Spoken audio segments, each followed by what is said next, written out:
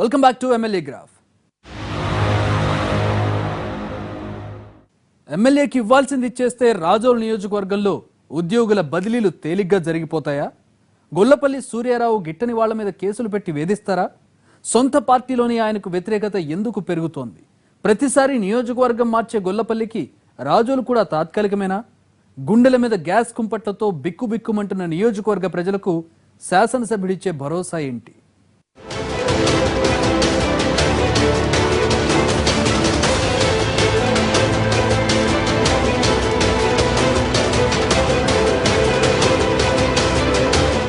తూర్పుగోదావరి జిల్లాలో చిట్ట చివరి నియోజకవర్గం రాజోలు. 1956లో ఏర్పడ్డాక ఎక్కువ కాలం రాజుల సామాజిక వర్గం నుంచే ఎమ్మెల్యేలయ్యారు. 2004లో ఎస్సీ రిజర్వ్ అయింది. కులాలతో సంబంధం లేకుండా ఎప్పటికప్పుడు నాయకుడిని బట్టి గెలిపించడం ఇక్కడి ఓటర్ల యొక్క ప్రత్యేకత. 2014తో కలిపి 5 సార్లు టీడీపీ గెలవగా మిగతా కాలమంతా కాంగ్రెస్దే హవా. రాజోలు, మల్కిపురం, సకినేటిపల్లి, మామిడికుదురు మండలాలతో జిల్లా మొత్తం మీద అత్యధిక విస్తీర్ణం ఉన్న నియోజకవర్గం ఇది. ఓటర్లు 1,73,014 మంది. ఎస్సీ, కాపు, సెట్టిబలిజ సామాజిక వర్గాల ఓటర్లు దాదాపు సమానంగా ఉంటారు. అయినా అతి తక్కువ శాతం ఓట్లున్న క్షత్రియ సామాజిక వర్గానికే ఎక్కువ సార్లు అవకాశమిచ్చారు. ఒకవైపు సముద్రం, మరోవైపు గోదావరి, మధ్యలో నిప్పుల కుంపట్లలా ఉండే గ్యాస్ పైప్ లైన్స్. ఇది రాజోలు భౌగోళిక స్వరూపం.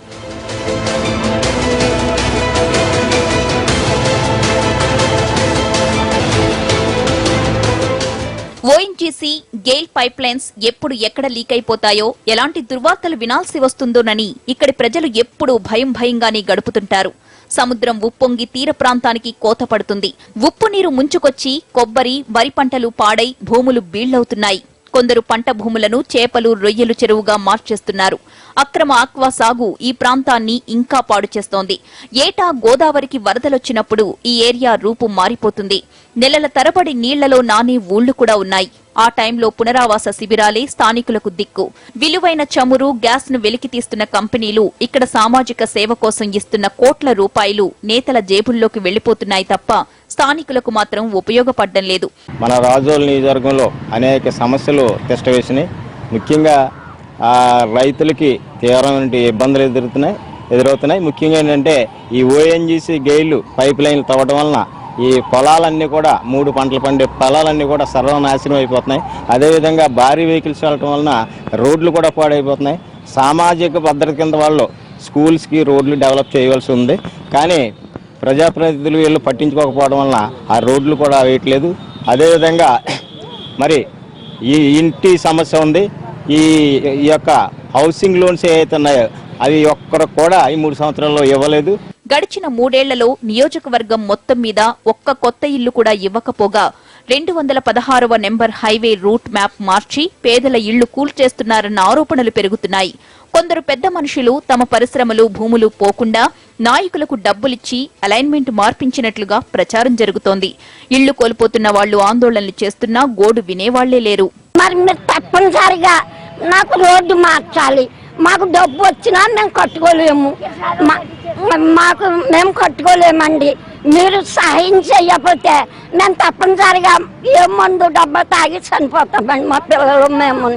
ఎన్టీ రామారావు, రాజశేఖర్ రెడ్డి 2 సార్లు శంకుస్థాపనలు చేసిన శిలాఫలకాలు మాత్రమే మిగిలాయి తప్ప సకినేటిపల్లి, నరసాపురం బ్రిడ్జ్ నిర్మాణం మాత్రం జరగలేదు.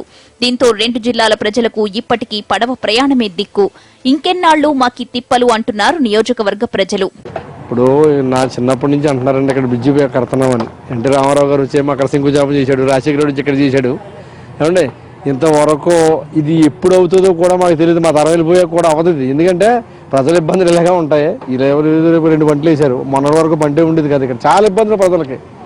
నామలకి వెళ్ళేవారు, నామల ఆడవాళ్ళు దిగలేక ఎక్కలేక చాలా ఇబ్బంది పడేవారు అనమాట. చాలా ఎవరు వచ్చినా వేయట్లేదండి. ఏ వచ్చి వస్తున్నారు, వెళ్తున్నారు, చేస్తామంటున్నారు, వేయట్లేదు. అందరూ శంకుస్థాపన చేసి వెళ్ళిపోతున్నారండి. అసలు ఎవరో వేయట్లేదు. దీన్ని పట్టించుకోవట్లేదండి.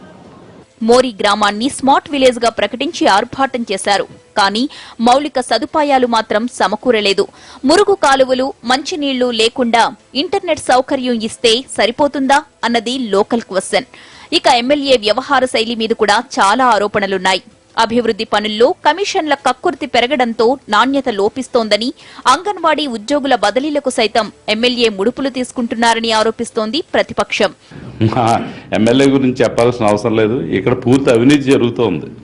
ఎందుకంటే రూపాయి లేనిదే ఎవడో పని ముట్టుకునే పరిస్థితి లేదు. గతంలో ఈ సాంప్రదాయం ఈ రాజోలు నియోజకవర్గానికి లేదు.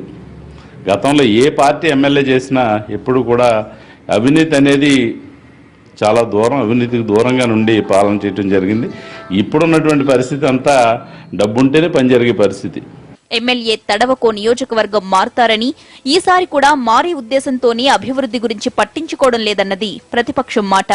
అమలాపురం ఎంపీ రవీంద్రబాబుతో సూర్యారావుకు ఉన్న విభేదాలతో ఎంపీ లార్డ్స్ నిధులు తీసుకురాలేకపోతున్నారని, అది ఇంకా మైనస్ అవుతోందని అంటున్నారు. తనను ఎదిరించిన వాళ్లు, గిట్టని వాళ్ల మీద ఎమ్మెల్యే ఏదో ఒక పోలీస్ కేసు పెట్టించి వేధిస్తారన్న ఆరోపణలు కూడా ఉన్నాయి. మరి ముఖ్యంగా రైతు సమస్యలు చాలా తీర్చాల్సింది. రైతులు గిట్టుబాటు ధర కావాలి, మోడర్నైజేషన్ అనేది చేయాలి.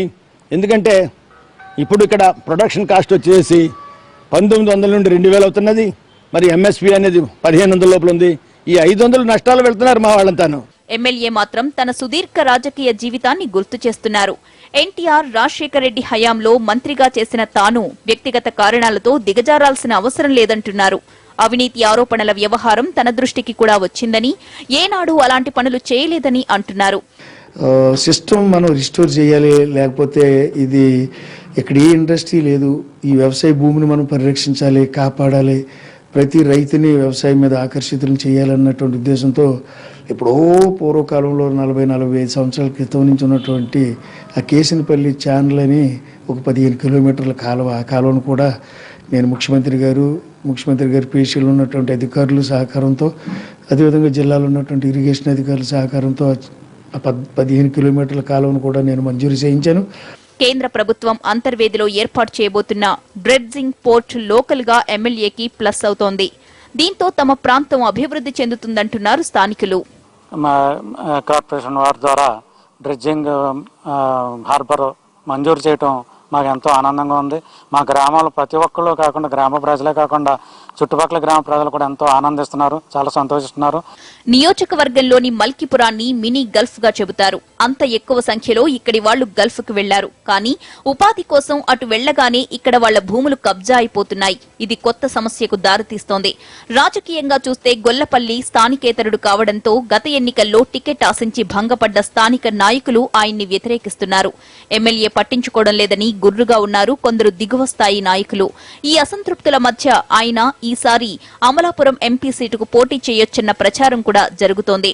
ఎమ్మెల్యే మీద నియోజకవర్గంలో వ్యతిరేకత ఉన్నా దాన్ని అనుకూలంగా మలుచుకునే స్థితిలో మాత్రం వైసీపీ లేదు. ప్రతిపక్ష పార్టీకి కొన్ని సానుకూలతలున్నా నియోజకవర్గ ఇన్ఛార్జ్ బొంతు రాజేశ్వరరావు, మాజీ ఎమ్మెల్యే అల్లూరి కృష్ణంరాజు ఎడముఖం పెడముఖంగానే ఉంటున్నారు. దీంతో కేడర్ గందరగోళంలో పడింది. ప్రస్తుతానికి ఏ పార్టీతో సంబంధం లేకుండా ఉన్న మాజీ ఎమ్మెల్యే రాపాక వరప్రసాద్ ఈసారి వైసీపీ సీట్ ఆశిస్తున్నట్లు తెలిసింది. మొత్తం మీద రాజోలు ఎమ్మెల్యే మీద అసంతృప్తుంది. ఈసారి ఇక్కడ పోటీ చెయ్యరన్న ప్రచారం ఆయనకు మైనస్ అవుతోంది.